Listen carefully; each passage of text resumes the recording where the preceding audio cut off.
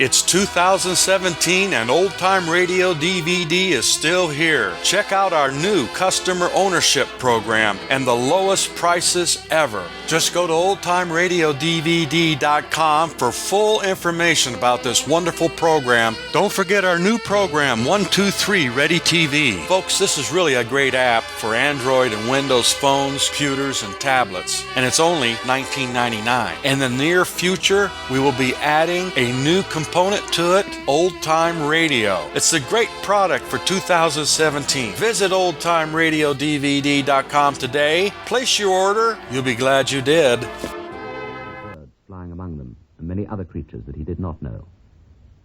On another stone, many of these were represented lying dead, and a fantastic Hanakra-like figure, presumably symbolizing the cold, was depicted in the sky above them, shooting at them with darts. Creatures still alive were crowding round the winged, wavy figure, which he took to be Oyasa. On the next stone, Oyasa appeared, followed by many creatures, and apparently making a furrow with some pointed instrument. Another picture showed the furrow being enlarged by Pfiffeltrigge with digging tools. Thorns were piling the earth up in pinnacles on each side, and Harotha seemed to be making water channels. Ransom wondered whether this were a mythical account of the making of Handramits, or whether they were conceivably artificial, in fact. Many of the pictures he could make nothing of. One that particularly puzzled him showed at the bottom a segment of a circle, behind and above which rose 3/4 of a disk divided into concentric rings. It was not the sun. The sun was there, unmistakably, at the center of the disk. Round this, the concentric circles revolved. In the first and smallest of these was pictured a little ball, on which rode a winged figure, something like Oyasa, but holding what appeared to be a trumpet. In the next, a similar ball carried another of the flaming figures. This one, instead of even the suggested face, had two bulges which, after long inspection, Ransom decided were meant to be the udders or breasts of a female mammal. By this time, he was quite sure that he was looking at a picture of the solar system. The first ball was Mercury, the second Venus, and what an extraordinary coincidence, thought Ransom, that their mythology, like ours, associates some idea of the female with Venus. The problem would have occupied him longer if a natural curiosity had not drawn his eyes onto the next ball, which must represent the Earth. When he saw it, his whole mind stood still for a moment. The ball was there, but where the flame-like figure should have been, a deep depression of irregular shape had been cut as if to erase it. Once then... But his speculations faltered and became silent before a series of unknowns. He looked at the next circle. Here there was no ball. Instead, the bottom of this circle touched the top of the big segment filled with Malacandrian scenes, so that Malacandra at this point touched the solar system and came out of it in perspective towards the spectator. Now that his mind had grasped the design, Ransom was astonished at the vividness of it all. He stood back and drew a deep breath preparatory to tackling some of the mysteries in which he was engulfed. Malacandra, then, was Mars. The Earth... But at this point, a sound of tapping or hammering, which had been going on for some time without gaining admission to his consciousness, became too insistent to be ignored. Some creature, and certainly not an Eldil, was at work close to him. A little startled, for he had been deep in thought, he turned round. There was nothing to be seen. He shouted out, idiotically in English, "Who's there?" The tapping instantly stopped, and a remarkable face appeared from behind a neighboring monolith. It was hairless like a man's or a swan's. It was long and pointed like a shrew's, yellow and shabby-looking, and so low in the forehead that but for the heavy development of the head at the back and behind the ears, it could not have been that of an intelligent creature. A moment later, the whole of the thing came into view with a startling jump. Ransom guessed that it was a Pfiffeltrigge. Its build was distinctly that of a frog, and at first Ransom thought it was resting, frog-like, on its hands. Then he noticed that that part of its forelimbs on which it was supported was really, in human terms, rather an elbow than a hand. It was broad and padded and clearly made to be walked on. But upwards from it, at an angle of about 45 degrees, went the true forearms. Thin, strong forearms, ending in enormous, sensitive, many-fingered hands. Ransom realized that for all manual work, from mining to cutting cameos, this creature had the advantage of being able to work with its full strength from a supported elbow. "I come from another world," began Ransom. I know, said the creature in a quick, twittering, rather impatient voice. Come here behind the stone. This way, this way. Oh, Yasser's orders. Very busy. Must begin at once. Stand there. Ransom found himself on the other side of the monolith, staring at a picture which was still in process of completion. The ground was liberally strewn with chips, and the air was full of dust. There, said the creature. Stand still. Don't look at me. Look over there. Stand still, said the frog-like creature to Ransom. Don't look at me. Look over there. For a moment, Ransom did not quite understand what was expected of him. Then, as he saw the Pfiffeltrig glancing to and fro at him and at the stone monolith, with the unmistakable glance of artist from model to work, which is the same in all worlds, he realized and almost laughed. He was standing for his portrait. From his position, he could see that the creature was cutting the stone as if it were cheese, and the swiftness of its movements almost baffled his eyes. But he could get no impression of the work done, though he could study the Pfiffeltrig. It had folds of furry clothing about its throat like a comforter, and its eyes were protected by dark, bulging goggles. All the time it was working, it kept up a sort of hissing whisper to itself, and when it was excited, which it usually was, the end of its nose wrinkled like a rabbit's. At last it gave another startled leap, landed about 10 yards away from its work, and said, Yes, not so good as I hoped. Do better another time. Leave it now. Come and see yourself. Ransom obeyed. He saw a picture of the planets, not now arranged to make a map of the solar system, but advancing in a single procession towards the spectator, and above all, save one, bearing its fiery charioteer. Below lay Malacandra, and there, to his surprise, was a very tolerable picture of the spaceship. Beside it stood 3 figures, for all of which Ransom had apparently been the model.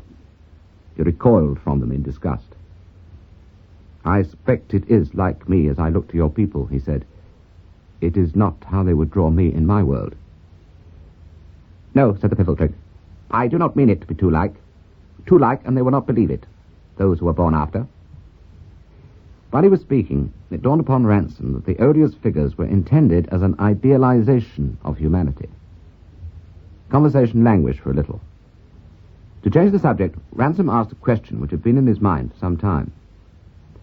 I cannot understand, he said, how you and the Sorns and the Harotha all come to speak the same speech, for your tongues and teeth and throats must be very different.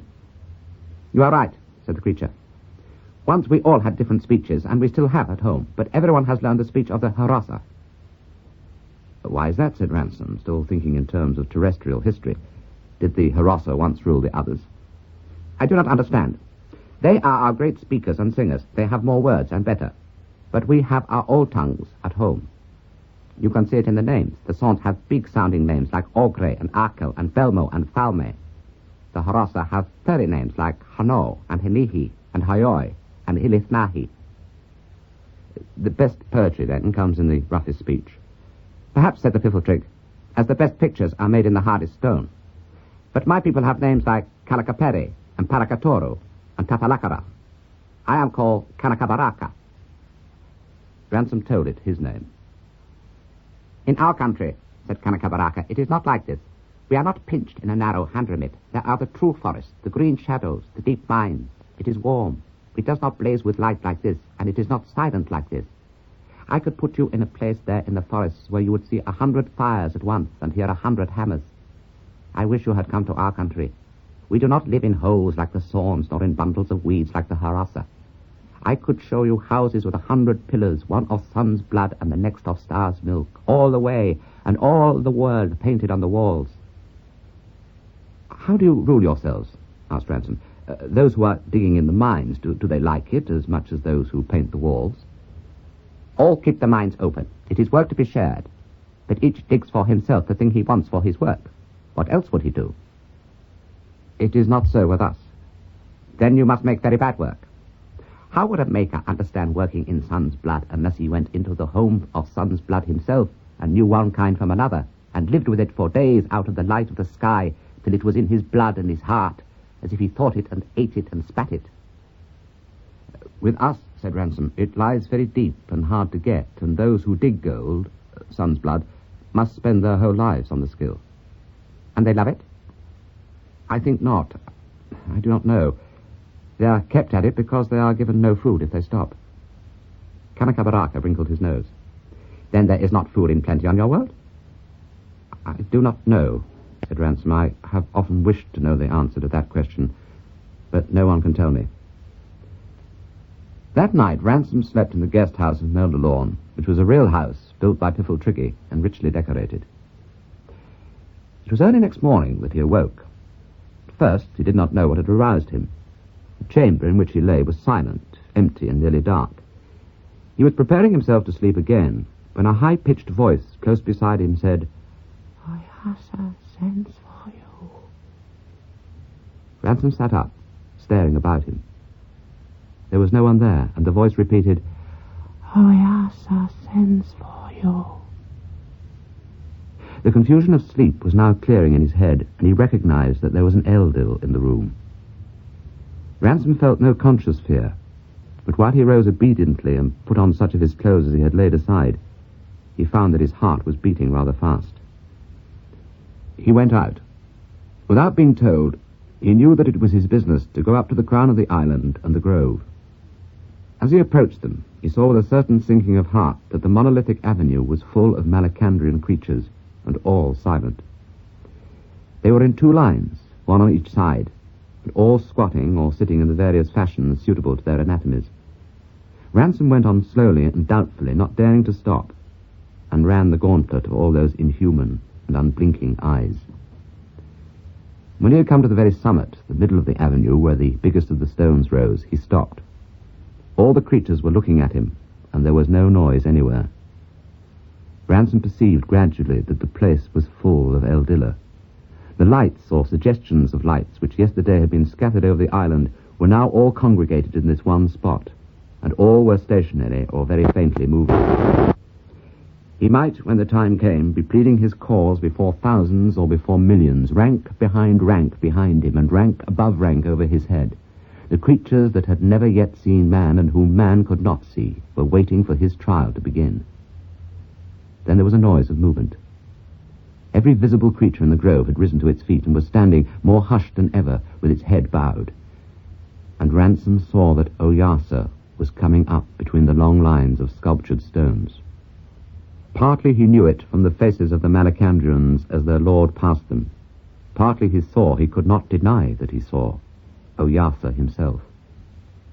Ransom never could say what it was like.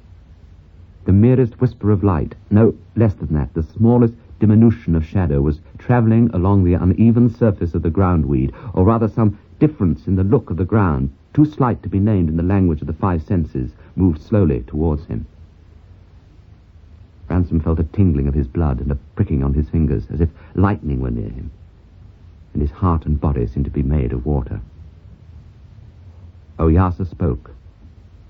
A more unhuman voice than Ransom had yet heard, sweet and seemingly remote, an unshaken voice, a voice, as one of the Harossa afterwards said to Ransom, with no blood in it.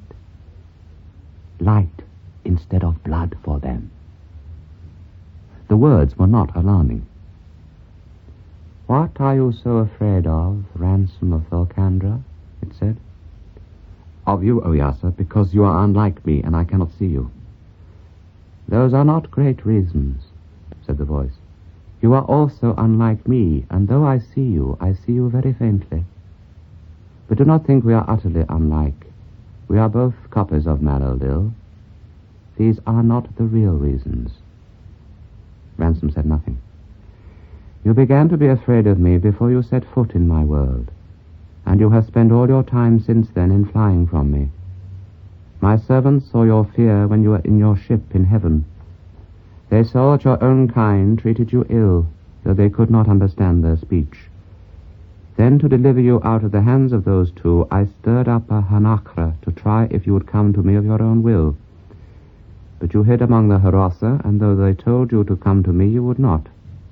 And in the end, your own kind have chased you to me, and Hanau's blood has been shed."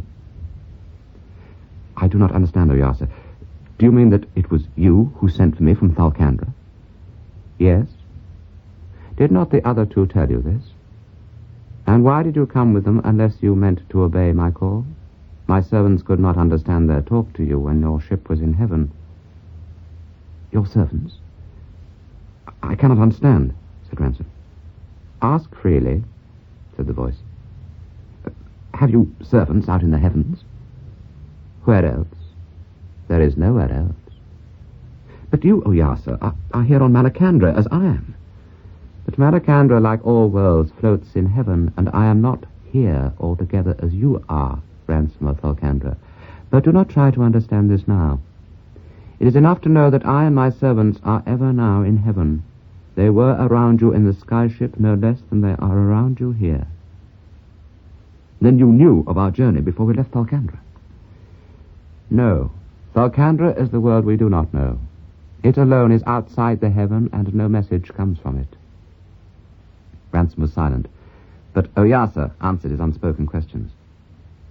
It was not always so. Once we knew the Oyasa of your world. He was greater and brighter than I, and then we did not call it Thalcandra. It is the longest of all stories and the bitterest. He became bent. That was before any life came on your world. Those were the bent years, of which we still speak in the heavens, when he was not yet bound to Thalcandra, but free like us. It was in his mind to spoil other worlds beside his own.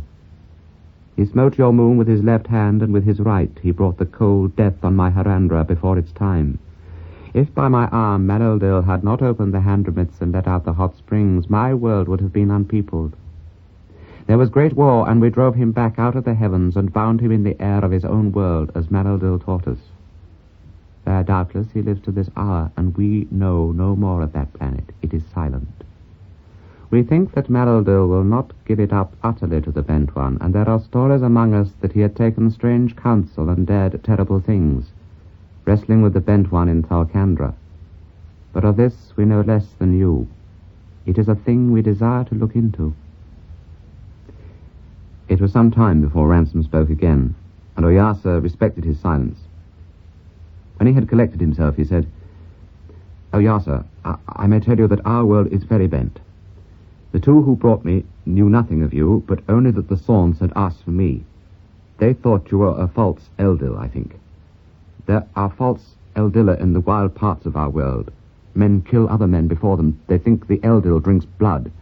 They thought the Sorns wanted me for this or for some other evil. They brought me by force. I was in terrible fear.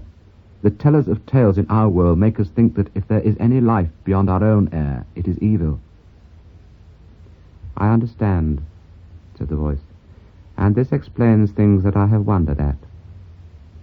They did not know what you wanted me for, Oyasa, nor do I know yet.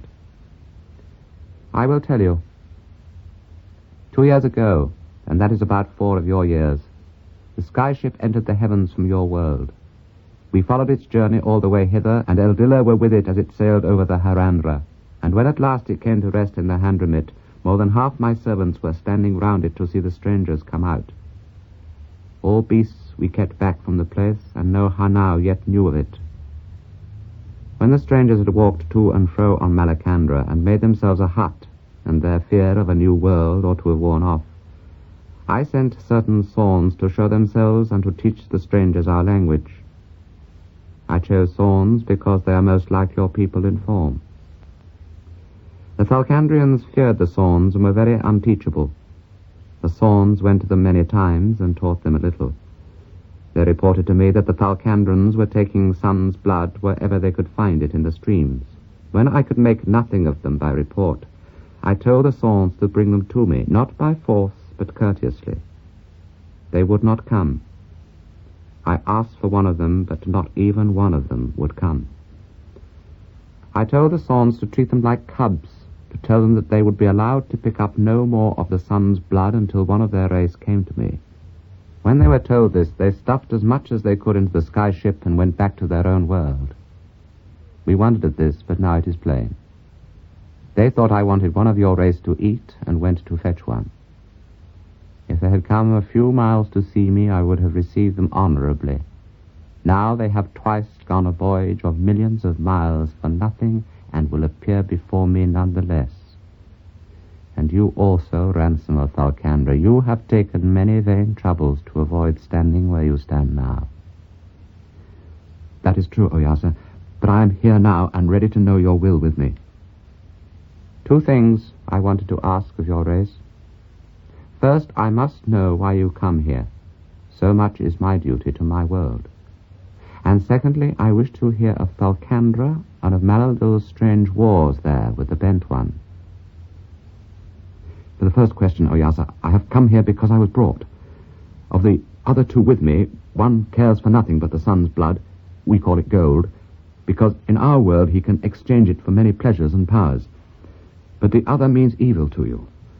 I think he would destroy all your people to make room for our people, and then he would do the same with other worlds again.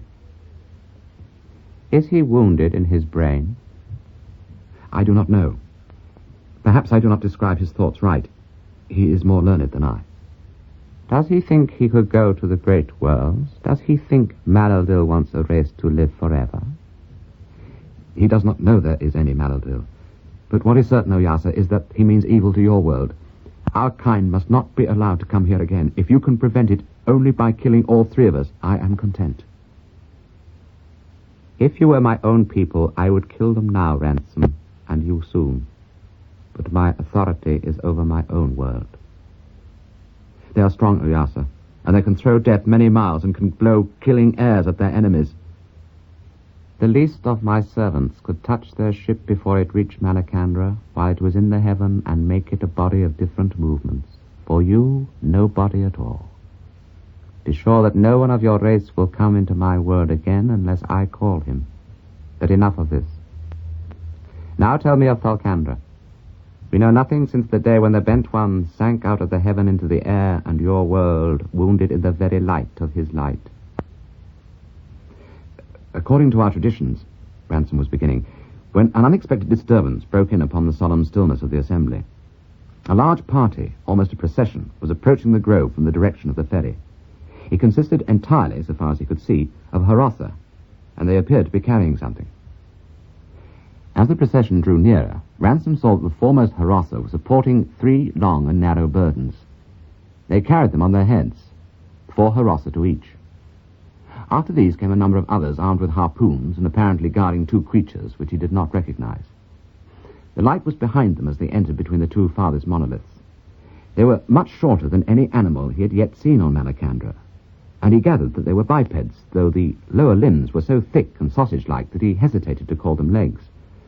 They stumped along on narrow, heavy-looking feet which they seemed to press into the ground with unnecessary violence. And now their faces were becoming visible as masses of lumped and puckered flesh of variegated colour, fringed in some bristly, dark substance. Suddenly, with an indescribable change of feeling, Ransom realized that he was looking at men. The 2 prisoners were Weston and Devine, and he, for one privileged moment, had seen the human form with almost Malacandrian eyes. The leaders of the procession had now advanced to within a few yards of Oyasa and laid down their burdens. These he now saw were 3 dead Harotha laid on biers of some unknown metal. One of them he took to be Hayoi, and it was certainly Hayoi's brother Ayahi who now came forward, and after an obeisance to Oyasa, began to speak. Ransom at first did not hear what he was saying, for his attention concentrated on Weston and Devine. They were weaponless and vigilantly guarded by the armed Harotha about them. Both of them, like Ransom himself, had let their beards grow ever since they landed on Malacandra, and both were pale and travel-stained. Weston was standing with folded arms, and his face wore a fixed, even an elaborate expression of desperation. Devine, with his hands in his pockets, seemed to be in a state of furious sulks. Surrounded by their guards as they were, and intent on the scene before them, they had not noticed Ransom. He became aware of what Hayoi's brother was saying. For the death of these 2, Oyasa, I do not so much complain, for when we fell upon the Hamana by night, they were in terror. You may say it was as a hunt, and these 2 were killed as they might have been by a Hanakra. But Hayoi they hit from afar with a coward's weapon when he had done nothing to frighten them. The voice of Oyasa spoke for the first time to the 2 men. Why have you killed my Hanau? It said. Weston and Devine looked anxiously about them to identify the speaker. God, exclaimed Devine in English. Don't tell me they've got a loudspeaker. Ventriloquism, replied Weston. Quite common among savages. Do you see any of the brutes in a trance? By Jove, I've spotted him. Due credit must be given to Weston for his powers of observation. He had picked out the only creature in the assembly which was not standing in an attitude of reverence and attention. This was an elderly Haros close beside him. It was squatting, and his eyes were shut. Taking a step towards it, Weston struck a defiant attitude and exclaimed in a loud voice. His knowledge of the language was elementary. Why you take our puff-bangs away? We very angry with you. We not afraid. One of the Haros's whiskers twitched a little as Weston shouted in its face, but its eyes remained shut. Everyone who no do all we say, poof, bang, kill him, same as that one. You do all we say, and we give you much pretty things. See. To Ransom's intense discomfort, Weston at this point whipped out of his pocket a brightly coloured necklace of beads and began dangling it in front of the faces of his guards, turning slowly round and round, repeating, "Pretty, pretty, pretty, see, see." The result of this manoeuvre was more striking than Weston had anticipated. Such a roar of sounds as human ears had never heard before. It is greatly to Weston's credit that though he paled at this, he did not lose his nerve. You no roar at me, he thundered. No try to make me afraid. Me no afraid of you. "You must forgive my people," said the voice of Oyasa, and even it was subtly changed. "But they are not roaring at you. They are only laughing." But Weston did not know the Malacandrian word for laugh. Indeed, it was not a word he understood very well in any language. He looked about him with a puzzled expression. Oyasa's voice now addressed Ransom. "Are your fellow creatures hurt in their brains, Ransom of Falcandra?" it said. "Or are they too much afraid to answer my questions?" "I think, Oyasa," said Ransom, "that they do not believe you are there. And they believe that all these Hanau are like very young cubs. The thicker human is trying to frighten them and then to please them with gifts." At the sound of Ransom's voice, the two prisoners turned sharply round. Weston was about to speak when Ransom interrupted him hastily in English. "Listen, Weston. It's not a trick. There really is a creature there in the middle. There, where you can see a kind of light, or a kind of something if you look hard. And it's at least as intelligent as man. They seem to live in enormous time. Stop treating it like a child and answer its questions. And if you take my advice, you'll speak the truth and not bluster."